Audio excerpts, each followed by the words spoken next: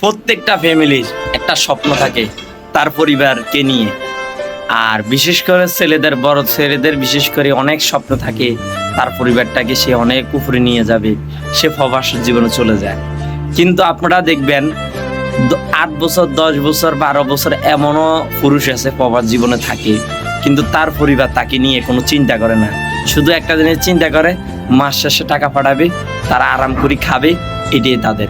কিন্তু যখন একজন প্রবাসী 3 বছর পর আসতে চেষ্টা করে, তখন বলে না বাবা এখন আসিস না, এই ঋণটা দিয়ে নে, সামনের বছর তুই আসিস। আবার যেন সামনের বছর আসে, আবার প্রবাসী একই কথা বলে, মা আমি তো আসবো, বাবা আমি তো আসবো। কিন্তু না, ওই আসতে পারে না কেন? ভাই একটা মোবাইল চায়, মা একটা মোবাইল চায়, বোনে একটা মোবাইল চায়। ওই মোবাইলগুলো দেওয়ার কারণে আর আসতে পারে না। গরুর দেনা হইয়া যায়, কোরবানি দিতে হয়, আর পার্শ্ববর্তী পাড়াবর্তী বেশি দেনা দিতে হয়। প্রবাসীর জীবনটা এমনই।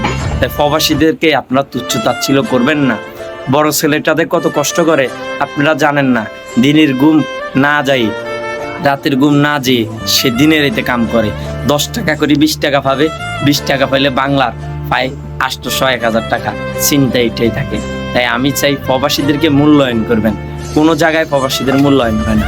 অবশ্যই ফ্যামিলিদের প্রবাসী মূল্যায়ন না করে সবচেয়ে বেশি খারাপ লাগে, কারণ একজন ফ্যামিলি বুঝে না প্রবাস জীবনটা কিরকম। তাই প্রবাসীদেরকে মূল্যায়ন করলে তারা অনেক খুশি হয়।